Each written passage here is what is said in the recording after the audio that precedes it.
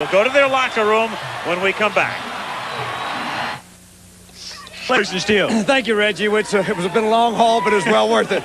I'm not surprised that we did it. I'm surprised how we did it. A blowout ball game.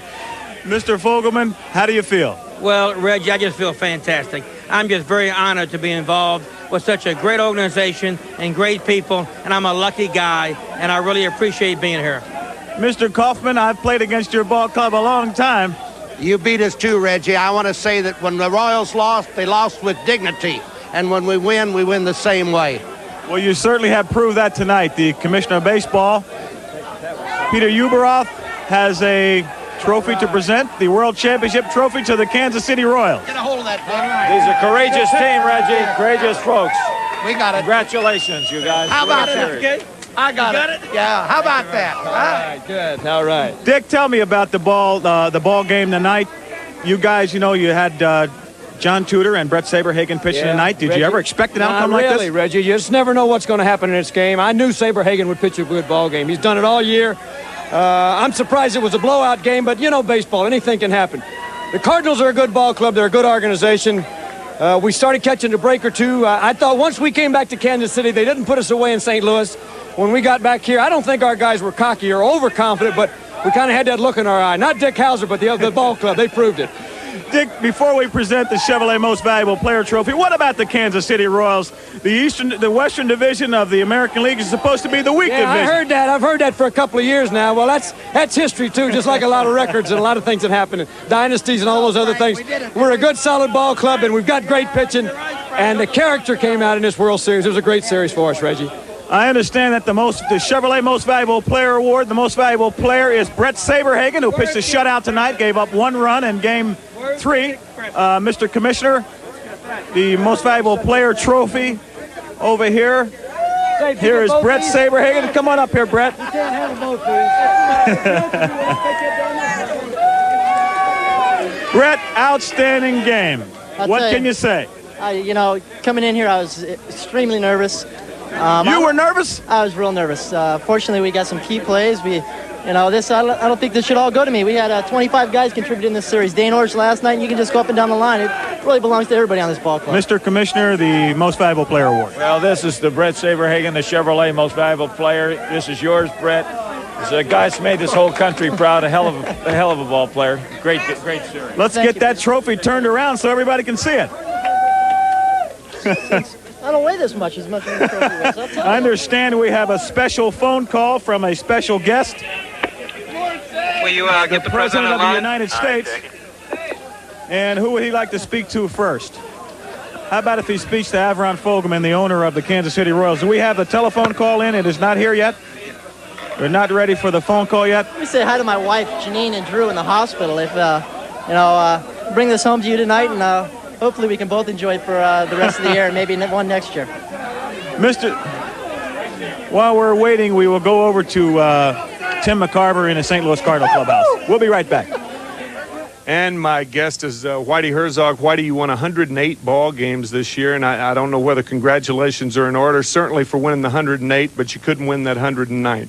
Well, actually, Timmy, tonight's ball game was kind of a laugher from the other way, and we didn't play very well. John couldn't make a pitch. He didn't have his control. He couldn't get his changeup over.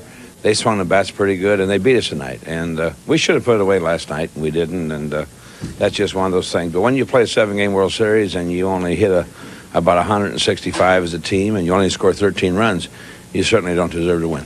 Obviously, you can tip your hat to the fine pitchers on the Royals staff, but here's a club that led the National League in hitting, 264, led the National League in runs scored. If you could pinpoint one thing, I guess you would have before now, but what do you think was the cause of that adroit stoppage in hitting that happened to your ball club? Well, Timmy, they got a good staff. I mean, there's no doubt in my mind they got a good young pitching staff, but they're not that good. I mean, if they're that good, they'd have won 135 ball games. They won 99 ball games this year. We won 108. They're world champions, and I'll tip my hat to them. And, Kansas City has had a lot of frustrations. I've lost a lot of big ball games in this park, 2 times to the Yankees in playoffs, 3 times in a row, and 2 times in the 9th inning of the 5th game. Last night's ball game was a big ball game. And the fans in Kansas City, after almost 30 years in baseball, really, this is their first championship, and they've been great fans, and I congratulate them. I'd have liked to won, don't get me wrong, but I'm very happy about my ball club. They played great all year, and why we stopped hitting, I don't know. It's just one of those things. But when you think about that we've only scored 13 runs, and yet we went to the 7th game of the World Series, and really could have put it away in 6.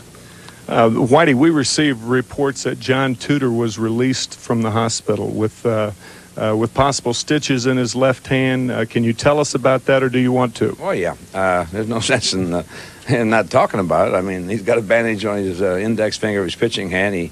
John was awful upset. He pitched so great for us, and he knew he couldn't make a pitch, and he couldn't get his change over, and he threw Motley a fastball, and he hit it out. And then the next inning, he walked the guy with the base loaded, just couldn't get the ball where he wanted. He come off the field, and they had a fan in the dugout, and in frustration, he kind of swung at it and hit his pitching hand and cut it. Nothing severe. It's been stitched up.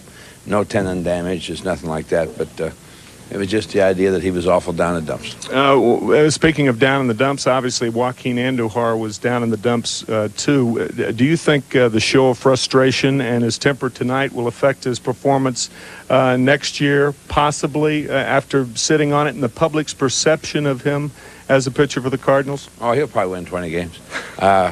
Unfortunately, he won 20 this year in August, and everybody's on him. But if he wins 20 next year by the All-Star break or by August, I'll take that. Will he remain a Cardinal next year? Well, I'd say so. I mean, he's been a good pitcher for us, and I kind of like that. I don't care about him getting frustrated, but really, I mean, he's been a good pitcher since he's been here. I've had him since right before the strike in 1981, and he's been an awful good pitcher for me. And he takes the ball, he wants to pitch, and I would say he'd probably pitch the second or third game of the season next year. And you're an awfully good manager, my friend, and I thank you for spending your time with us, and congratulations on a fine year. Timmy, I appreciate that, and nobody expected us to go anywhere. We ended up losing the 7th game of the World Series. I'm sorry it wasn't a better show. We really didn't play very well. We really didn't hit very well, and I was hoping tonight's ball game would be a better ball game. Let's go back to Reggie Jackson in the winner's locker room. Thank you very much, Tim. A heck of a lot different on this side of the clubhouse. Dick Hauser, I understand you have a phone call from a special guest, Mr. President of the United States. Well, I haven't heard anything yet, but we're expecting the President to call, and we're excited. He's on here. Hello? President Reagan? Hello? Yes, I can hear you now. Who's this, Dick? This is Dick Hauser. Yes, sir. Hey, Skipper. listen, I know you've all got some celebrating to do, but I just couldn't resist making a call to tell you how great everything is, and of course I'm supposed to be a kind of a nonpartisan fellow on this sort of thing, but congratulations for a great finish. Well, we appreciate it, and we think we did it the American way with good hard work, and surround yourself with good people. This is a strong organization, and our players were confident. The last couple of games, I've never seen young people so confident, so it was a big win for us. Thank you. Well, listen, earlier this season, I know a lot of sportscasters were speculating that it was going to wind up with a subway series between the two New York teams. But you and the Cards you had a different transportation plan. Yours was not a subway, it was Interstate 70. You're right. We wanted that shorter trip. Yes, we felt fortunate to get to win, first of all, in our division. And then we played a tough Toronto club right down to the wire, and you saw what happened tonight. So give our players credit. They did a great job. Thank you for your call. 7.5 games back in July, and then down 3-1 in games back-to-back in these two series, and came back out of all of it. And well, give the players credit. I mentioned confidence earlier. The players were confident. I've never seen young people, players, veteran players, whatever, have that look in their eye. I think especially when they didn't put us away in St. Louis, we felt like once we got back here, we could win it.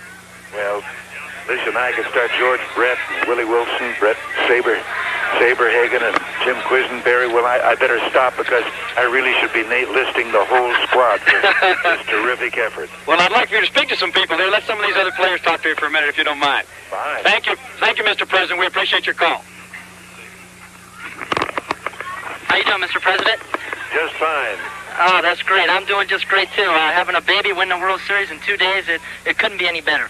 Well, I can guess that. I've been here watching this, and from that finish last night and then tonight, putting it away the way you did, this must be the proof is in the pudding, and it must be pretty sweet tasting right now. Oh, it definitely is, and it's just been great talking to you, and let me give the phones over to somebody else now.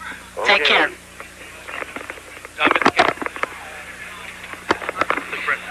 Mr. President Ewing Kaufman of the Kansas City Royals. Yes. I want to say first that this team was built by Joe Burke and John Sherholz, and they deserve the credit. And we're going to go on. We won with dignity, and I'm ready to help you balance the budget. Whatever you want to do, we'll take care of it for you. Well, let me turn you over to George Brett. After the way you handled this ball game tonight, I'd be very happy to have you on my team for handling the budget. I've been with you all the way. And here's George Brett, the greatest hitter in baseball today. George, say hello to President Reagan. Mr. Reagan. Yes, George. How are you, sir? Just fine. That's good. I met you last winter. I was back there for a touchdown club and stopped by the White House, and you were just landing on the lawn, and a friend of mine is secretary for the White House and brought me over and introduced myself to you. You remember that? I remember, and listen, just congratulations for a great effort. All of you can be very proud. Well, thank you very much. All right. Okay. We'll now go back to Al Michaels. Congratulations to the Kansas City Royals from us at ABC. All right, thank you, Reggie, and our thanks up here, of course, to Alan Roth and to Steve Hurt for a great job. And history made tonight by the Royals, the first team in history to lose the first two at home and then win the World Series. Al Michaels, Jim Palmer, Reggie Jackson, Tim McCarver saying so long from Kansas City with our deepest appreciation to the gentlemen whose names you'll be seeing, the ladies and gentlemen who made this series possible.